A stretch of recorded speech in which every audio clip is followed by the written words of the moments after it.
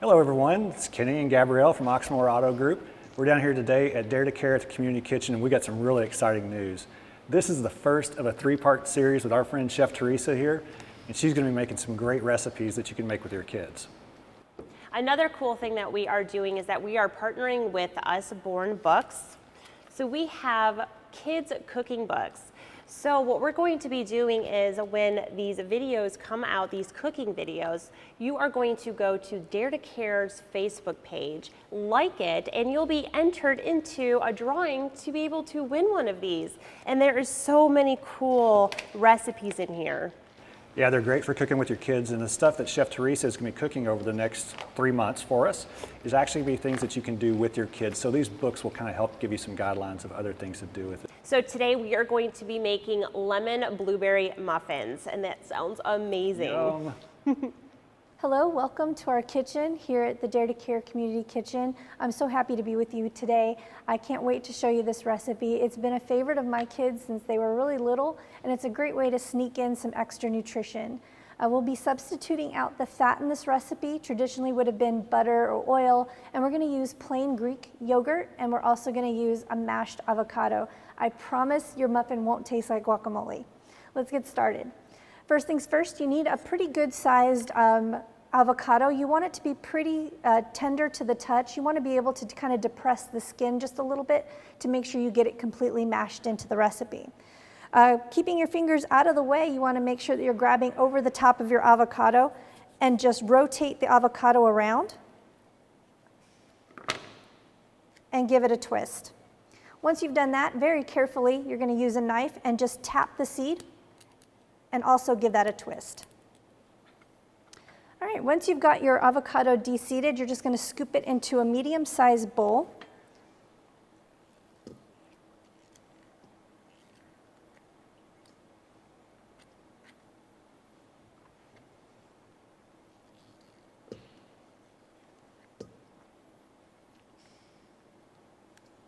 There we go.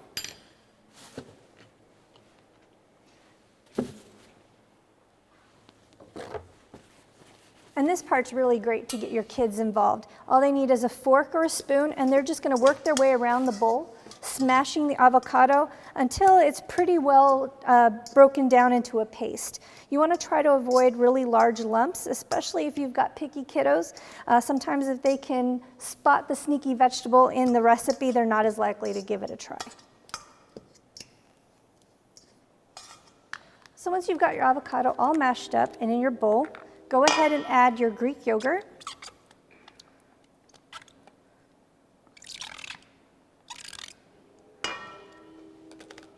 Crack in your egg.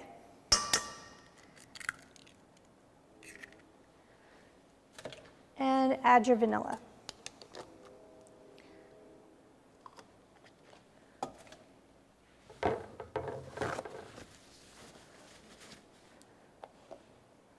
We're going to go ahead and mix this up until it's just combined.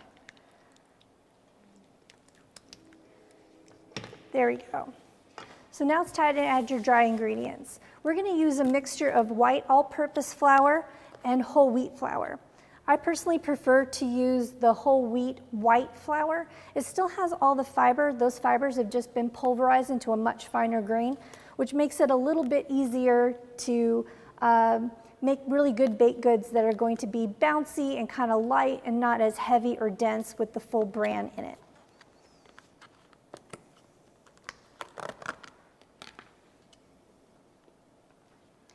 So that's our whole wheat flour and our all-purpose flour. We're also going to add about a 1/4 cup of flax seeds. So flax seeds have a lot of really great oils in them, fats in them. It's going to add a ton of fiber, which is going to be really healthy. And we're going to go ahead and add in our sugar at the same time. We're also going to put in 2 types of leaveners. We're going to add baking powder and baking soda and a pinch of salt. Last thing, I like to add some lemon powder. This lemon powder is commercially available. Let me see if I can grab my jar.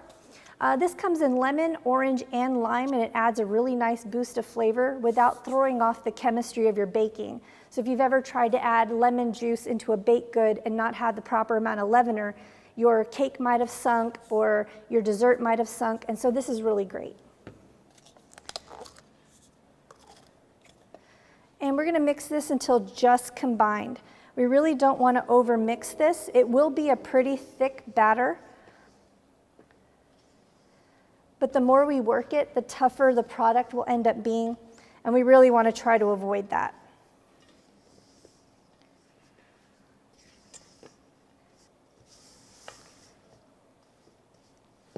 There we go.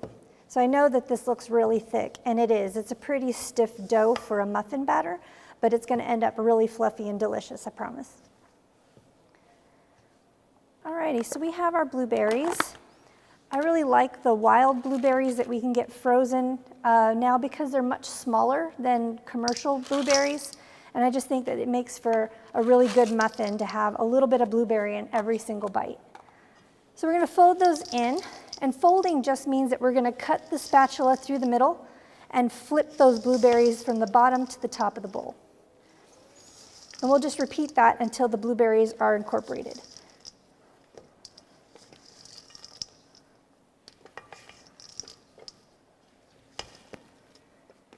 There we go. I love how the blueberries turn the batter just a little bit purple.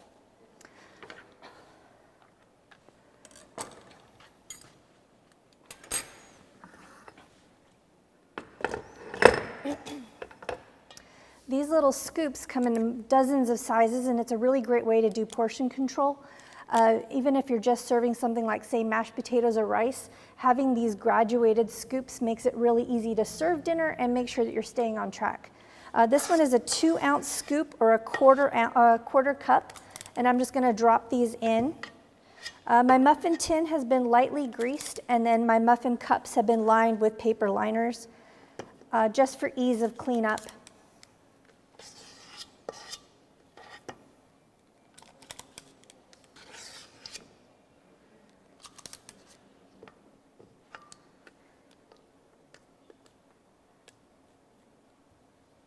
Scrape the bowl, get the last of it out.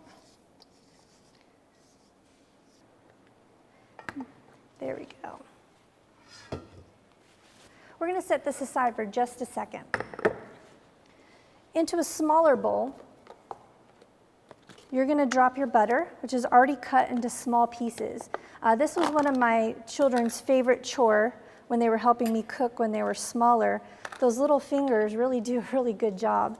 We're also going to add lemon zest, a little bit of whole wheat flour, and some sugar. If you have rolled oats, those are really great for a streusel topping as well. Once you have everything into the bowl, you're just going to pick up with very clean hands the pieces of butter and smush them between your fingers. The exposed butter will get coated in the flour, and that's how you make a streusel. You can add spices, you can add more flavoring. I like lemon zest with these and these muffins, but really streusel topping can have brown sugar and cinnamon. That's really good too. And it's a nice way to kind of fancy up your muffins.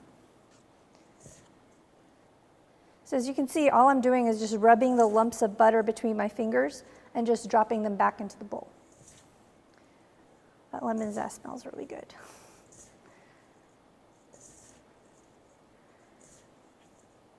Once you have it as fine as you like it, some people like it more like coarse sand. I like slightly bigger chunks because I like the crisp, crunchy texture once the muffin is baked.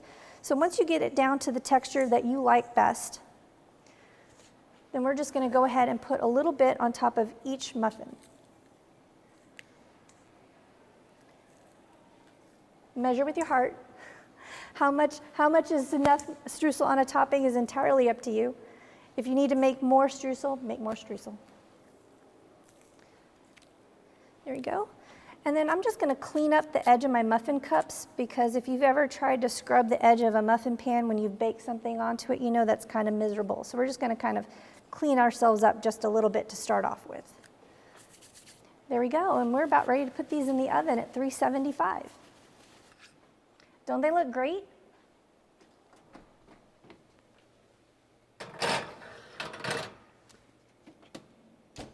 going to set those to bake for about 15 minutes and check them. If they need a little bit more time, usually it's somewhere between 3 to 5 minutes that needs extra. So I'm going to set my timer for 15 minutes.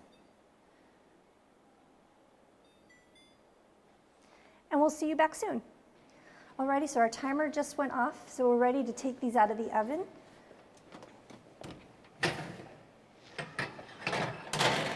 Look at how pretty those turned out.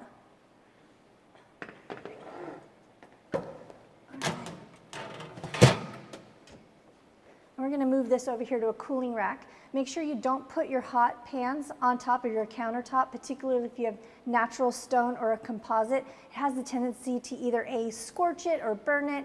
It's just not safe, so you always want to make sure you're putting these onto a cooling rack. If you don't have a cooling rack, you can also use a couple of layers of cardboard, and that'll help insulate your countertop.